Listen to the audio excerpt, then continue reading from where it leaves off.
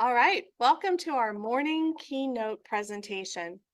Boy, am I excited to bring this one to you. I have heard Dr. Christina Bethel talk here in DC actually not too long ago, and I left with the warmest, most inspired and motivated feeling after hearing her speak. Dr. Bethel is a professor at Johns Hopkins University in the Bloomberg School of Public Health, where she advances a new integrated science of thriving to promote early and lifelong health of children, youth, families, and communities. With roots in community health partnerships, systems change, financing reform, social epidemiology, and whole child family integrated healthcare, she is the founding director of the National Child and Adolescent Health Measurement Initiative. Recognizing gaps in data to inform and drive change, she led to advanced child and family-centered measurement, data, and information technology-based tools to enable family engagement in systems, policy, and healthcare. She is the founding director of the National Data Resource Center for Child and Adolescent Health and led a four-year cross-sector effort resulting in widely endorsed 2017 national agenda to address childhood trauma and promote healing by addressing the social and relational roots of well-being. More recently, she led the translation of this agenda through the Engagement and Action Framework, also known as ENACT, for statewide integrated child health systems designed to leverage existing state strengths and leadership to prevent ACEs, or adverse childhood events, and promote positive health equity. She's been featured on National Public Radio, provided testimony to the U.S. Congress, has published dozens of peer-reviewed studies focused on informing policy, practice, and culture change, and has contributed to national efforts that promote relational health as the cornerstone of well-being for children, families, and communities. Dr. Bethel, thank you so much for joining us today. Okay, so I'm assuming you all can hear me, and I'm going to go ahead and following Dr. Gupta's wonderful presentation, I just want to voice also his encouragement that we all recognize how much we matter every moment and how much every child matters, as we are all a link in the chain for what we hope will be a long-term trajectory where we create a culture and a society where prevention is the norm and where well-being is realized for our youth. So I'm going to be presenting the positivity paradox, which is really about prioritizing the possibilities for youth flourishing through every door, in every moment, and in every encounter. And that means we are the medicine. So let me get to my next slide. Okay, so I don't have anything to disclose. That's what this slide is. But I will say that I do have a specific aim, and I think you probably share this, which is to translate the amazing science and capacities we have for youth development, healing, and thriving into practice, into policy, and into culture. We have so many advances in the science of human development and healing that we can now bring to really support what in many ways is already an intuitive approach to proactively advance youth and population well-being, because our children and youth are our future. And in this, again, we are the medicine. I'll be talking more about that. And that I also think that healing is prevention. We have rates of trauma and mental health issues and struggles that really require us to be in a healing mode in our efforts to prevent, and talk more about that. So and many of you have now understand adverse childhood experiences, their impact on lifelong health. We have a lot of science on that, but my focus has really been on solutions and how do we explain the wide variation that we see and how youth do based on whether they have ACEs, based on the factors that they also experience and what I'm going to be calling positive childhood experiences. We have a lot to do in the external environment, addressing social factors, and also really remembering that it's the dysregulation and the possibility for creating resilience that we need to still focus on. That if we only focus on environmental factors and don't focus on the restoration of our nervous systems, our identities, and our feelings about self, others, and life, that's also not going to be a solution. So we have to work on both sides of the solution set to really create longer and improved quality of life for all of us and for our youth. So again, we are the medicine. I think that is our best science, and ours is a social brain, as we know. Safe, stable, nurturing relationships are the core of well-being and healthy brain development. And I love this quote by Stephen Porges. It says, "You can't go to good places with your mind and learn if you can't go to good places with your body, where trauma often gets lodged and can dysregulate our capacities." But at the same time, we really can't go to good places with our body if we don't feel safe, have a lived experience that we're safe relationally in particular. So this is where we all matter so much moment by moment. My objectives are to give you a overview of what I call the flourishing paradigm, to talk about a positivity paradox that I think is intuitive, but I think really important to recognize, and then to reflect more on the levers that we all have to create the inner and outer ecosystem that's needed to create the broader systems change that we're all up to creating. So I did want to anchor this to one of the great resources that you have for this meeting, the school-based prevention document. And there were four key pillars or principles in there that I want to anchor to. The first is outcomes driven. And in my talk, I'm going to be basically saying that from outcomes, we want to prioritize possibilities to focus on positive health and flourishing outcomes, not just the absence of the negative. Secondly, to leverage our best available evidence. And in this, the core of many of our best available strategies really talk about promoting positive relational experiences in a moment by moment way. The third is making sure we have multi-level strategies. And here I will say, I think we have huge assets and strengths across so many of our systems that can impact youth prevention, but they're not necessarily linked. So we have to create a through every door approach where we collaborate between schools and community and all of the different programs that are also trying to do similar things. And create the system for that. And finally, having a systems approach. And here I'll just encourage that there are so many factors that influence a system, it can be overwhelming, but that everybody can do something, whether it's shifting mindsets or implementing practices or helping shape policy or being able to create all of the things that need to happen partnership wise. So all of those are important roles. We can't all do all of them, but everyone matters in this business of systems change. So let me talk to you about the flourishing paradigm. So I am sure that you probably know somebody in your life that may not have some of the risks that you think would be associated with lack of flourishing, but who still aren't flourishing. You may also know of many youth or people in your life who are what you would call flourishing, who have lots of challenges. And I think that the flourishing paradigm really flips the focus from negative outcomes to creating positive outcomes, even amid adversity, and as a way to build the capacity to address that adversity by bringing what's already whole, what we still can bring to our world, even in the midst of the suffering that we often see. So I'm just curious if for you to reflect for a minute on, where do you see human flourishing in your life? Is there a person or a context that you would say that's flourishing? And just reflect for a second on what the attributes are. And we're going to talk about that just a little bit more. And is it possible to flourish? Is it an important public health opportunity? We had a public health platform here at Hopkins saying that prioritizing flourishing really is our greatest public health opportunity, and what's required to promote flourishing. So these are just some reflection questions as I go further.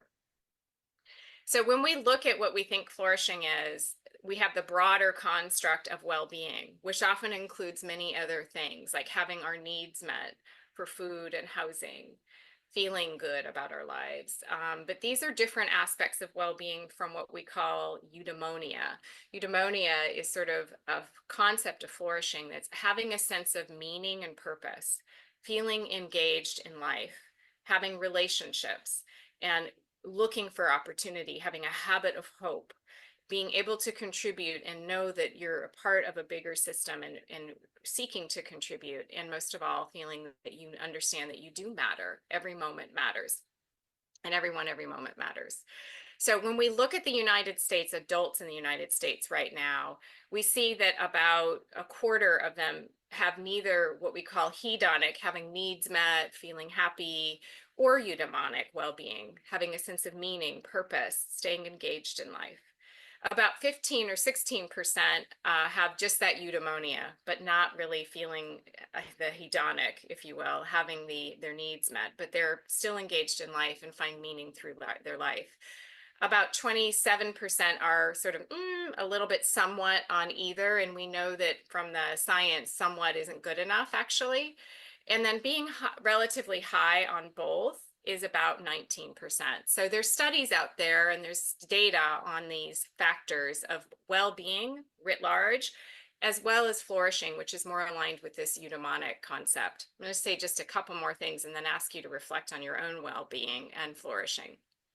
So one of the key studies that has come out and has been repeated many times is associating positive mental health and flourishing, the way that we're talking about it today, with all-cause mortality, and finding that even when you level the playing field on risks or health or diseases, the cultivation of flourishing capacities, which is possible to do even amid those risks and problems, reduced it increased, if you don't have those qualities, death increased by as much as 62% over a 10-year period for adults who were followed. So it very much impacts not only our daily life, but our life expectancy. There are measures out there for how to measure flourishing, and I'm going to share that with you for a second. And we're going to actually do a quick poll of the group just to see what the flourishing is. It's a little bit like the weather. It can actually be better some days than others, and we need to stay at the watch of our own resilience and flourishing as a way to really show up in the ways we need to implement the strategies for prevention with youth. So with that, there are 6 key relationally learned, I call them relationally learned. I believe these occur through the context of relationships. So you can reflect on that too. And just as I go through these, think about your own life. Just today, no, not necessarily your whole life, but just right now. So the first is a sense of meaning and purpose. The second is noticing you want to be engaged in life. You wake up and there's a sense of eagerness to be, or interest in being engaged in life. The third is having or seeking positive relationships and investing in that. We're not all of us as blessed to have lots of relationships in our lives, but we all want to. And so being at the watch of that and endeavoring in that is itself very protective. Having an orientation to look for, seek, and make it on purpose to look for what's positive, what's possible, and allowing that to nurture us even when things are hard. A sense of accomplishment and being able to contribute and feeling, understanding that everything we contribute, whether we think it's big or small, really does matter.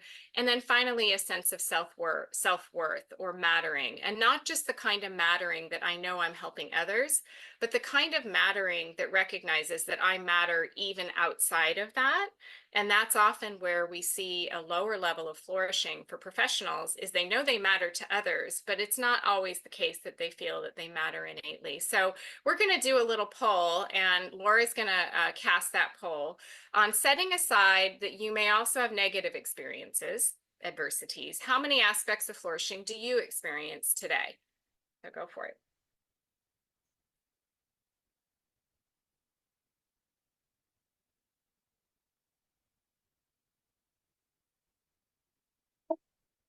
All right, we'll give folks 5 more seconds.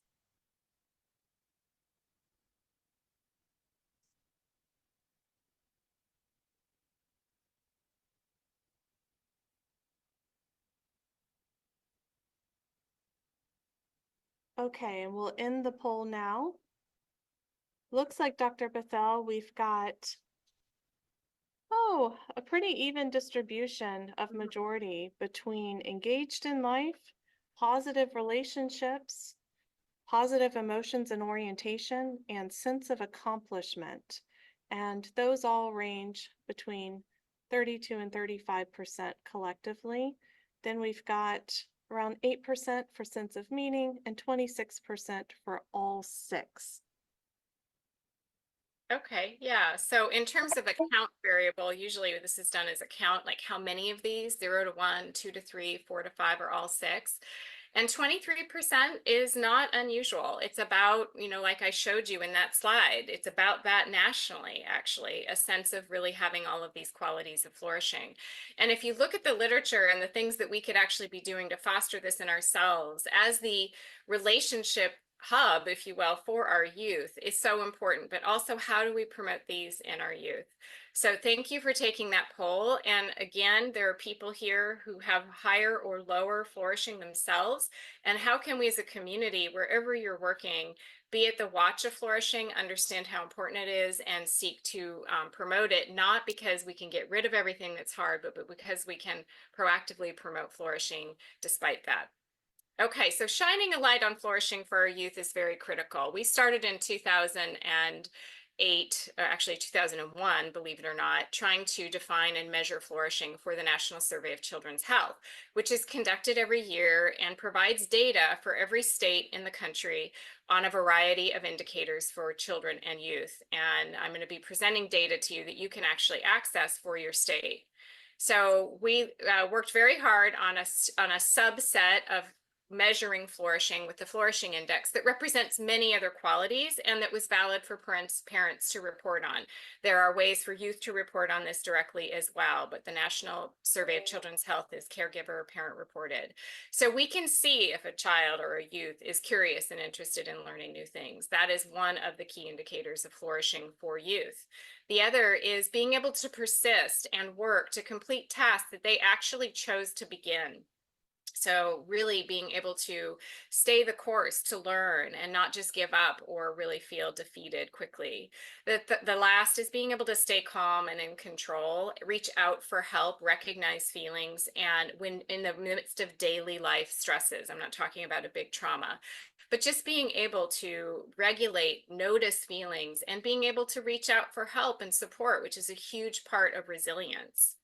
So these are the three components. And in the United States today, based on the 2022 National Survey of Children's Health, and we're releasing the data for the 2023 survey on Child Health Day next Tuesday, or the day after Child Health Day. So we will have 2023 data as well. But right now, when we look at those that always or consistently meet each of those criteria, most youth in the United States do not across all levels of income. So we have a lot of possibility and work to do. And I'm going to talk to you about what it is that actually promotes flourishing.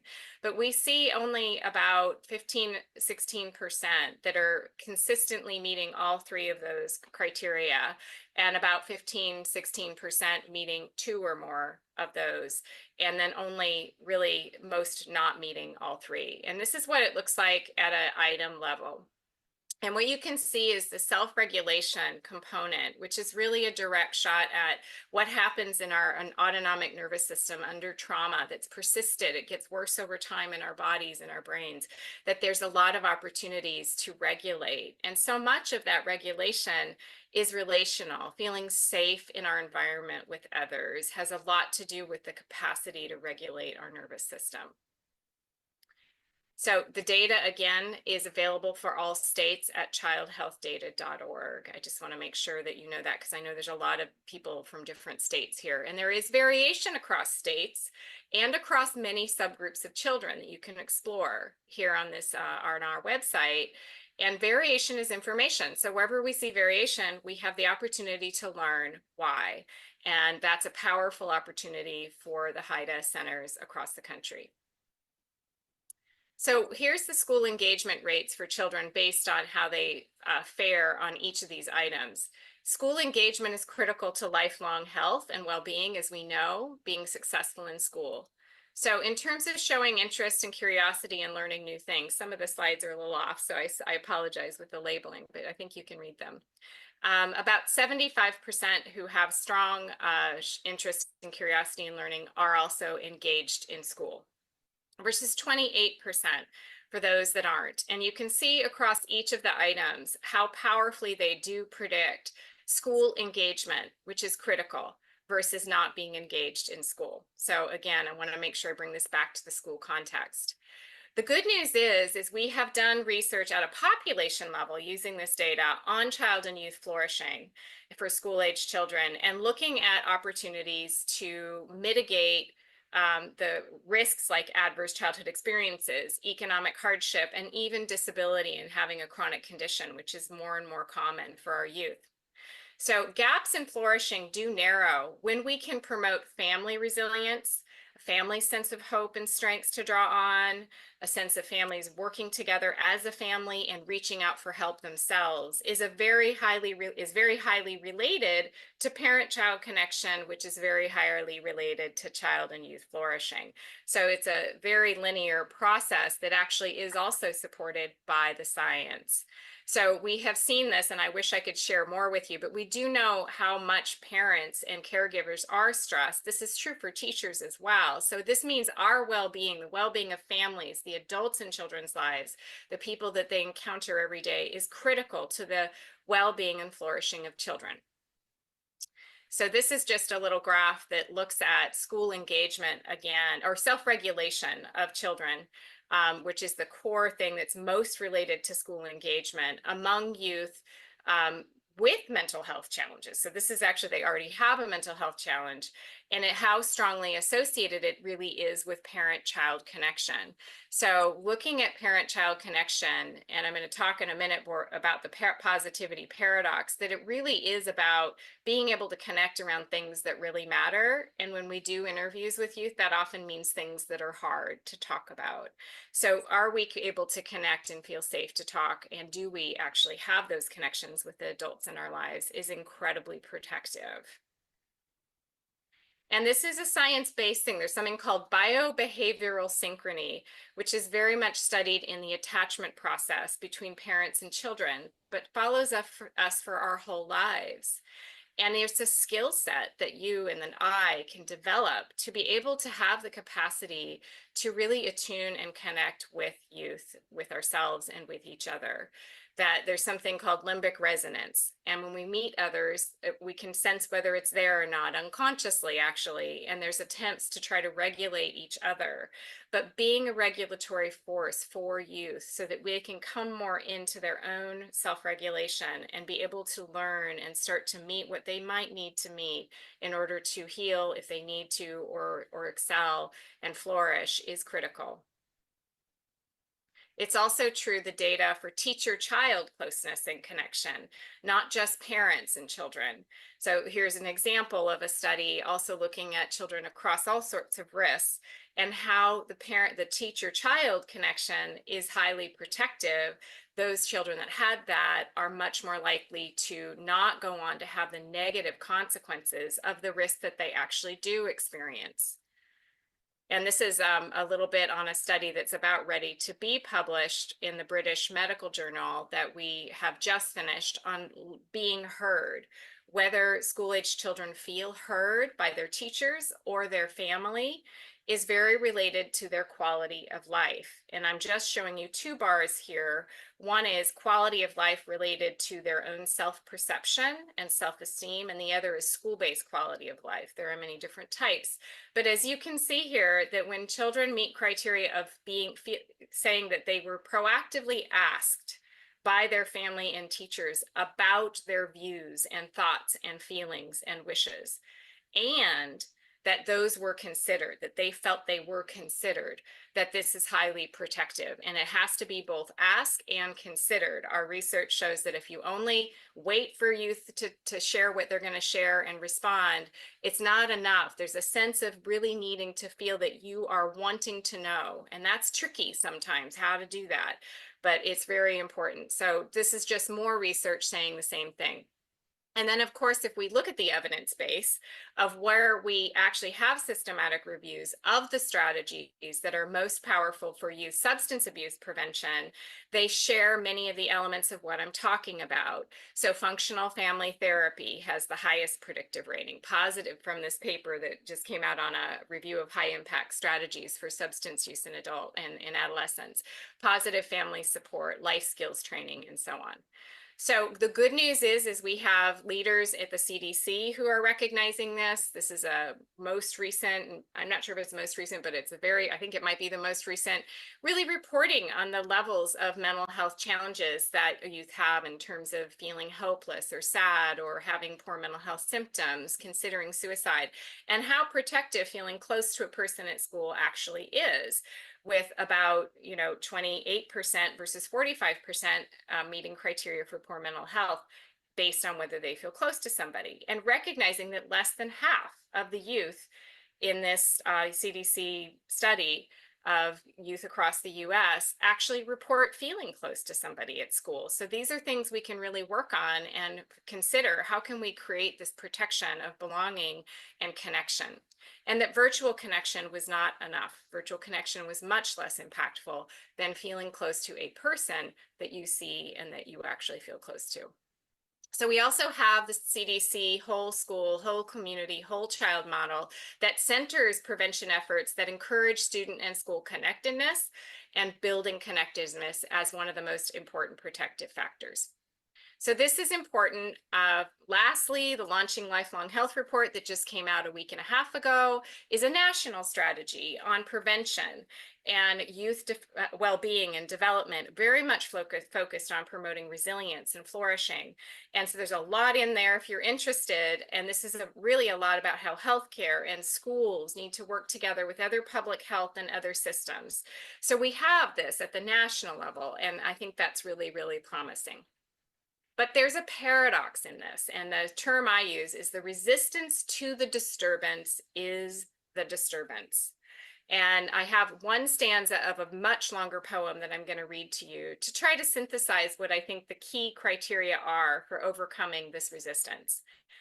And it's called Transfixed. It says, "One day the glacier said quite kindly to the sea, I would never want to be like thee. Like this I can be, my own earth, my own sky. Were I to melt, surely I'd die. Such powers you have," the sea answered back. And she meant every word, for there was nothing he lacked. Rather, he had just one thing to shed, the fear of the melting, the mistaken dread. So for me, being able to be vulnerable to what we're feeling, recognize it as a strength, and connect around that is the positivity paradox. And what we need is to be able to cultivate that as a source of courage and strength rather than a weakness. And we have a culture that hasn't done that yet. So, but we do know we learn to walk when we're a child by falling down. And that what happens in the attachment system between a child and their caregivers when they are afraid or they have fear or of any kind, they come back to their parent during that time. And when somebody's there, that's when you often see so many of the strong attachment neurons firing. So we know that it is when we can connect around things that are hard that we often get these neurobiological impacts of building trust, building connection. How do we build it if it's not there now? And we have to really recognize the positivity paradox. So we did a study looking at what about positive childhood experiences and what are they? And we have adverse childhood experiences and a cumulative score saying the more, the worse. Is there something like that? And so we created and validated an index called the Positive Childhood Experiences Index. And indeed, the pieces of this really relate to positive relational experiences, in particular, when things are hard. So our research, which was looking at adults looking back on their life, like a lot of the ACEs studies, showed that there was about a 72% lower odds of having adult poor mental health and depression for those that had more of these positive childhood experiences, even if they had 4 or more ACEs. So again, when we see a trauma and adversity like ACEs, we see a lot of variation in how people do. So we were trying to understand if it had something to do with also at the same time having positive childhood experiences and how protective that can be. So indeed, we did find that both for adult depression and mental health, as well as for having adult relationships where you did get your social and emotional needs met, which we know is very predictive of lifelong well-being. all throughout our lives. But the positive childhood experiences were feeling your family stood by you during difficult times, enjoying participating in community traditions, lots of power there, having at least two non-parent adults who take genuine interest in you, feeling safe and protected by an adult, feeling supported by friends when things are hard, feeling a sense of belonging in high school, and feeling able to talk with your family about your feelings, which is a very, very, in many ways, doesn't happen a lot, where we see our youth suffering and they're not reaching out to talk. How do we do that? How do we engage that? So there are lots of studies going back to the 80s that disclosing what's hard for us actually improves our immune system. It improves our mental health.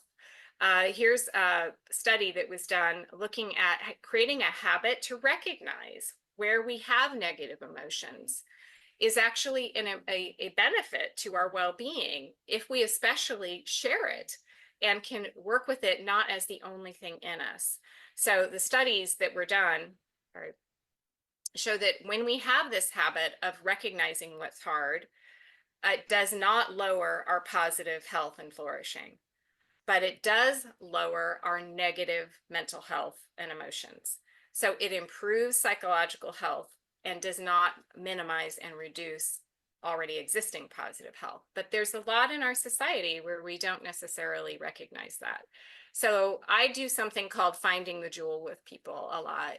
And it's recognizing what's hard, really, really validating the pain that's there, and just inviting people to consider what is it that you really long for that is underneath why this is hard for you. So if something's going on in my life or your life or the life of a youth, what is it that is going on? How are you feeling? And what is it that you really care about that you feel might be being violated or threatened that makes it so hard for you? And usually it's things like, I want safety, I want justice, I want connection, I want belonging, I want to matter. And so if we can remember that even the things that are the most difficult are sitting on top of a positive instinct, a positive longing, that can be something we can tap into as a resource to remember in times of darkness, that that is why it's dark, because we actually know what is light. So it's the day by day care, though, that's important. And oftentimes we only bring this forward in crisis. So we can't afford to wait until tragedy strikes. So I did these slides before the hurricane just hit, but this is actually a article by the Association of State and Territorial Health Officials, which is a very official organization in the United States, talking about love as a public health intervention, looking at some of the research I'm sharing and just calling it. Would actions of compassion, care, helpfulness, respect improve community health? The evidence is yes, but that's a you and me thing. It happens through relationships. At a systems level, we tend to bring these qualities forward, which are there in us, only during crisis. So how can we start to create more of a normed situation? And many schools are doing that, and many communities are doing that, but it's very critical. And in this, you are the medicine, I will say. Your being really is very much connected to the well-being of any youth that you might be working with, or any other person that you might be working with. And just to say a little bit about this, I love this quote: the success of the intervention depends on the interior condition of the intervener. So we may have evidence-based strategies and things that work, but the how of how we do it matters a lot. And I think that's called out in the studies, but how do we really make that concrete? Because it is true that every moment, every interaction creates a reaction within our brains and bodies. And it's those moment by moment experiences that accumulate to what our lived experience is. So it's very important to really think about how everything we say and do creates an impact. Not that we don't have lots of degrees of freedom in that. Restoration is always possible from moment to moment as well. But it's the little things and the little moments that really are not little. And in this, it's really critical to understand, and you, if you work with youth, you know this, that when you reach out, oftentimes there's not a response, that we do have a lack of uptake of youth mental health services or sticking with it. And so our way of being and holding space becomes really critical to even engage youth in the resources that are there and built to help them in this, I wanted to share one last study before I go into the last section of my talk. And that is a study on how youth can project that they don't matter to somebody else, and that this actually can be why they're not seeking help. So it's not that they don't think they need help. It's not that they don't want help. And it's not that they think they don't matter necessarily, but there's a sense that they are being stigmatized even before there's any experience. So having that lodged in the psyche of a person. So how do we work with that? How do we recognize that's happening, not take it personally, but see if we can move youth into a place where they want to seek help? Because this really is a big deal. So levels of mattering, feeling that you mattered, really ended up being a huge predictor, not necessarily that all the problems went away. So how can we create mattering and engagement of youth and belonging in schools and in our communities and in our homes to start to break down this phenomenon of imagining or feeling or being certain that you are going to be stigmatized, but also remember that youth are not thinking they don't need help. That's not usually what's going on in these studies. There's a recognition, I need help, I want help, but I'm not reaching out for it because I am certain that that I'm going to be stigmatized, and that being connected to a sense of mattering.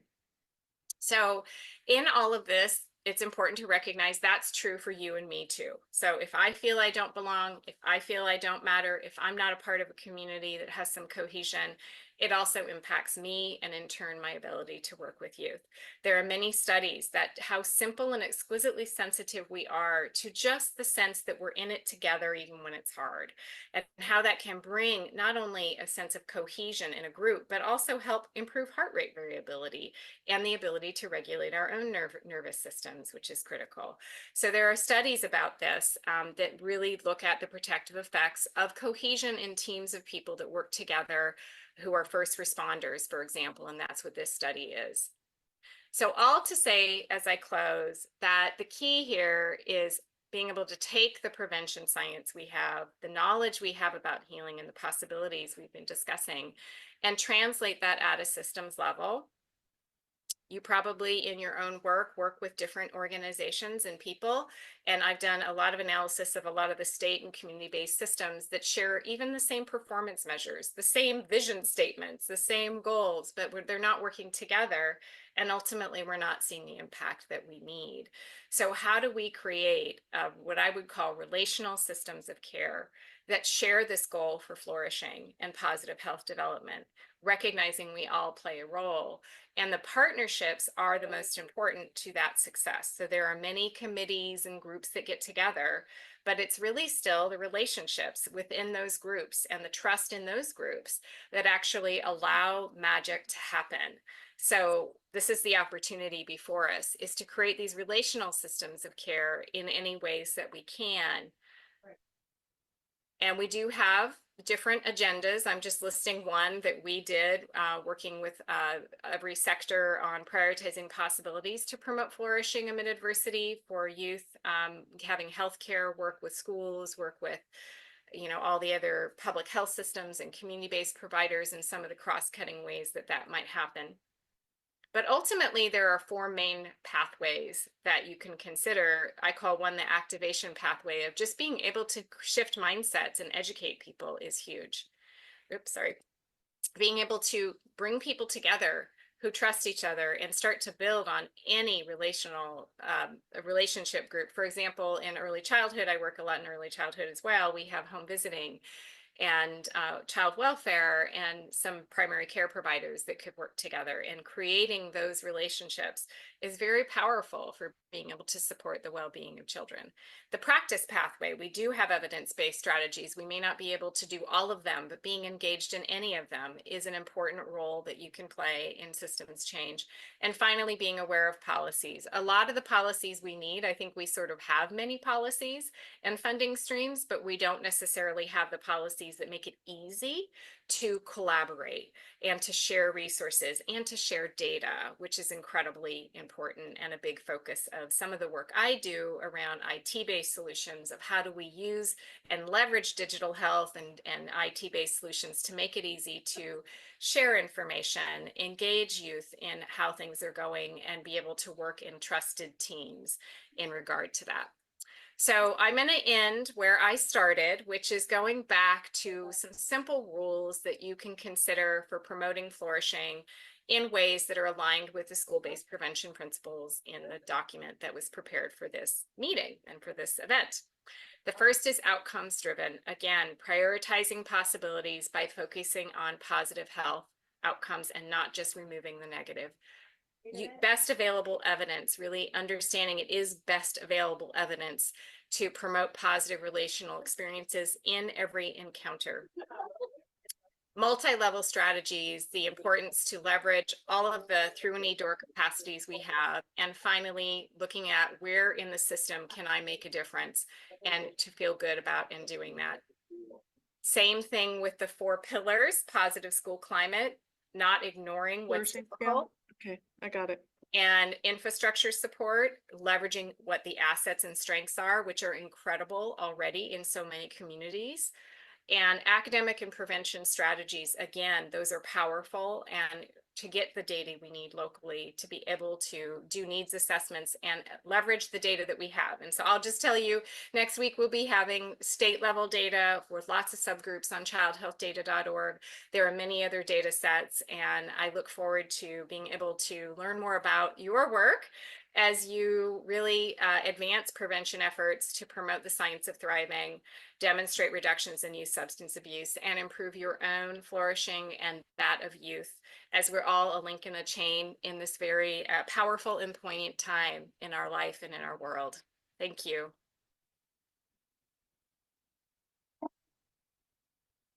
Thank you, Dr. Bethel. Wow, you should see the praise coming in through the Oh, I'd love Q&A and chat. Thank you so much. I think what you have said is really resonating with a lot of people. We do have several questions, and fortunately, we also have time to answer them. So I'm going to start with some of the basics. And the first one is related. Can you just remind everyone, what is the difference between flourishing and resilience? Okay. Well, actually, resilience, looking at the capacity to recognize feelings and the impact on the body, regulate ourselves, reach out for support, is one of the features of flourishing. It's actually one of the 3 big components. So it's actually part of the flourishing definition. Thank you. And we've had some questions asking about the flourishing scale. How can people access that? So you can definitely access it on childhealthdata.org. It's actually outcome measure for the maternal and child health programs in all of the states. So, so you can get the measure if you go to the website and query on flourishing. There's a details box and it pops up. But you also can learn about it by, there's a health affairs paper that we did. If you do health affairs flourishing and my name, it'll pop up, and it's an article that goes into more depth about the development of the measure, how it's different from well-being as a broader construct, and the validation of that, and how it plays out for school-age children. Awesome. Thank you. And for all of you online, we have uploaded her slides and the entire resource supplement now to this session, so you should be able to access it. And you just had a treat, a bonus of Chris Jones' presentation from last year. So feel free to download that as well. All right, so another question that's come in that we experience a lot in technical assistance, and I think it's just such an important one, is considering everything that you've presented today. For those youth that are in homes that don't necessarily provide safe environments, or the parents or caregivers are not necessarily in tune with providing this type of engagement. Right. Can teachers, what is the impact of teachers trying to serve as a substitute for the home environment? Well, I would encourage you to look at the couple slides I did show on that, looking at teacher-child closeness.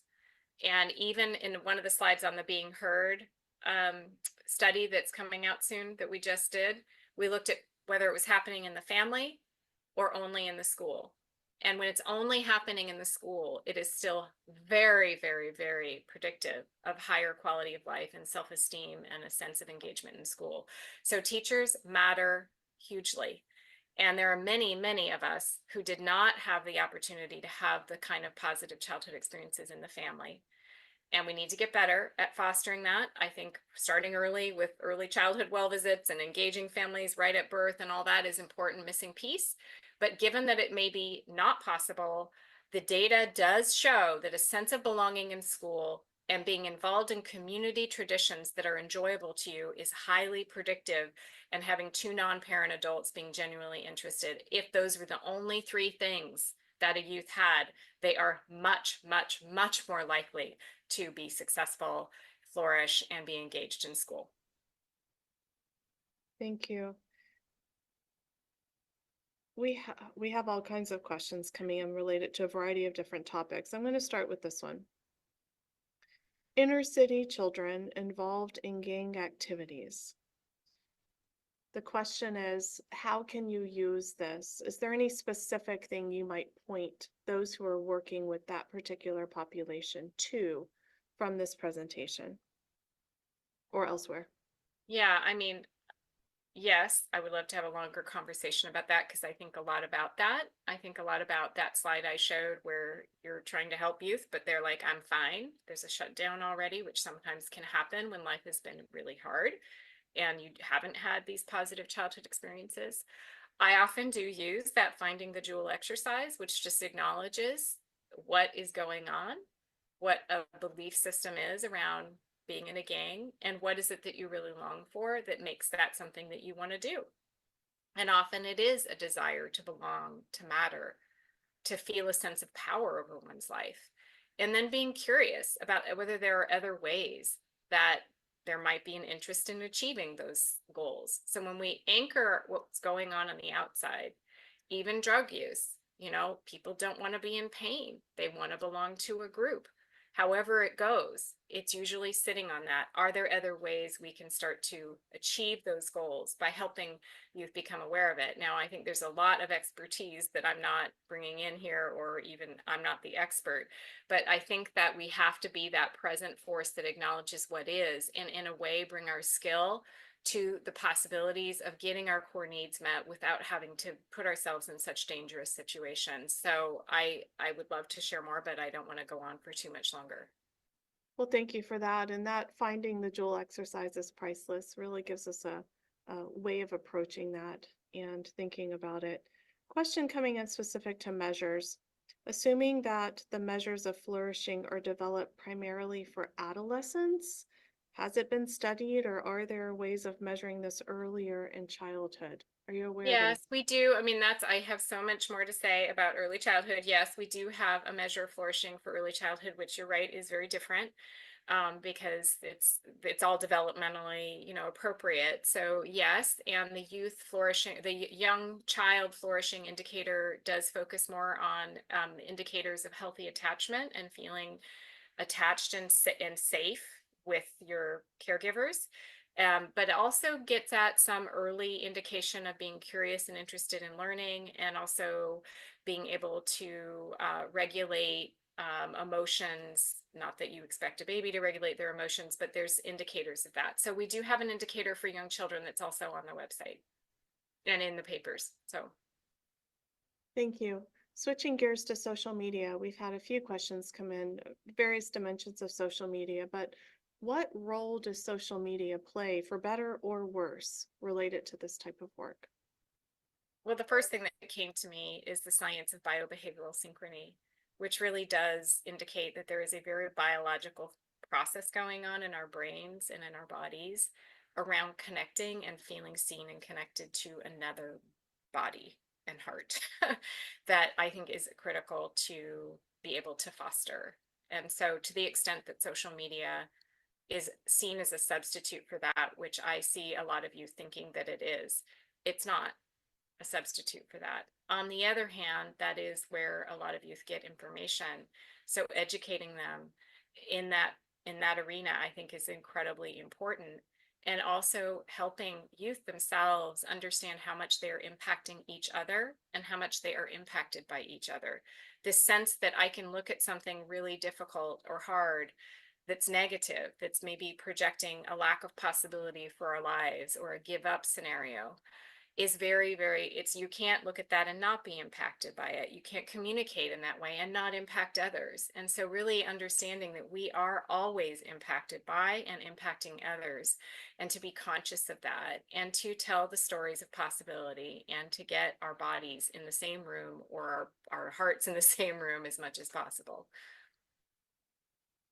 Okay, I'm going to ask three more questions. Starting with a broader concept first, what about the effects of weathering of various things? And in this case, the audience viewer is asking about systemic racism. Yep. But what about the effects of weathering? Yeah, I mean, I showed you a slide looking at the impact of social and relational health risks, and the possibility to mitigate the impacts of that are real through the kinds of connections and relationships we're talking about. However, if we do have those risks, it's still not as good. We have to stay the course to minimize racism and a sense of not mattering and belonging in a society. It has a hit. We can be protective of that hit, but it has a hit. And that's why the through any door systems approach is so essential. I happen to believe that it's by lifting up the positive that we may foster our capacities to care about one another in ways that give us the courage and capacity to minimize and eliminate racism and discrimination of all kinds. Our paper in Health Affairs on Flourishing did look at the experience of flourishing and the protective effect of family resilience and parent-child connection across all levels of ACEs, across economic hardship, and across disability. We've also looked at it for groups that experience, for children and youth and families that experience racism. It's still highly protective, everything I'm talking about, but it is also not as high of a reach for positive health when you are exposed to that. So I think it just says we have a lot of hope. There's a lot we can do. It's better to be 11% flourishing versus 45, but it's not as good as 65 if you didn't have racism. So I think we can see the effect is there, but we still have a lower level, and that is not acceptable. And also, you know, there are people who have lived a life where they've been hit hard, and they're always going to be suffering in some ways, but they can still flourish and also end up leveraging that to benefit others. And that really is for many people, and I relate to this myself, something I have to live with. You know, certain things happen that affected me, and I've done what I can, but I'm always going to be dealing somewhat with those effects, and I can flourish and I can thrive while I also have to live with that. And so for me, this is why I am so dedicated to prevention of the actual racism, of the adverse childhood experiences. I am not at all saying we don't need to do that. I'm really saying there's a lot we can do. It's not enough to not have adversity. If you don't have positive childhood experiences and you have no adversities at all, you're still not flourishing nearly at the level. So we need those, but we also have to stay the course to prevent those events from happening in the first place. Thank you. And that comes full circle back to something you said earlier about the importance and the power behind being able to put language to and recognize those hard feelings, those past experiences, and look them in the eye and move forward. We have a couple last questions. I'm going to start with this one. Are you aware of any work to train credible messengers to use this perspective as a way of reaching populations such as gang members? I do know there's a lot going on. I sort of wish that I had a whole TA center just for this based on the interest that's out there. So I get requests to use the positive childhood experiences measure on a daily basis from all corners of this country. So I know there's a lot going on to try to build awareness, but I will have to look in my little outline to see if there's any specific to youth gangs. But in many ways, it's a lot of inner city urban areas anyway, so there might be. But I do know that the health outcomes from positive experiences effort, that is something that's spurred out of our work with, it's being led at Tufts, not at Hopkins. actually does train people in the health outcomes from positive experiences framework and bringing forth in a variety of settings this work. And they have a very active community panel. So if you were to look at the health outcomes from positiveexperiences.org website and look at the discussion boards, there really is a lot there. So you might find something right away. But this is partly what we're doing. And in the Launching Lifelong Health report, it's one of the recommendations, is really educating the public and people and making resources available. We are working with the CDC to get some research done. They've adopted the PCEs as a companion to their ACEs work and interceding. So my guess is you're going to see a lot more, and I will make it a point to investigate that and get back to you as well. All right, and you may know this individual, so I'm sure he will be reaching out. Okay. Okay, we have done our best to provide links to all of the resources that you have asked about that Christina or Dr. Bethel has mentioned throughout her presentation today. I'm going to end with this one question, and tell us what comes off the top of your head. Based on your research, Dr. Bethel, if you could make one recommendation, if they only had time to do one thing that can make the most impact, considering everything you've learned, what would it be? I mean, this is my view, but I think cultivating your own flourishing and your capacity to be present, to meet youth and each other in a moment and be present and move from that moment is a skill. Mindfulness is a key skill for that. So if we can show up with our positive intentions in a way where we're more regulated and where we can really look for and share commitments with each other, I believe in the brilliance of our ability to get stuff done. We have brilliance. Can we be present and related to manifest it? So for me, that is probably the number one goal for all of us, is to get to that capacity, which can then allow us to collaborate around what we already know needs to happen in an effective way. It That was a begins big with us. question. We're the medicine. Just like you say and have promoted throughout many of your presentations. Thank you, Dr. Bethel. What an inspirational note to end on. Thank We you. do have that capacity to help prepare our youth. Thank you for that. Thank you. Okay, at this time, we will be entering into a break, a 15-minute break. We will see you all for our next session. Dr. Bethel already got us started on the school-based prevention guide, and we'll be introducing you to some of those pillars and principles with our first panel of the day. So we'll see you in that individual session. Remember to click join, and we'll see you at 10:15 Eastern. Thanks, everyone.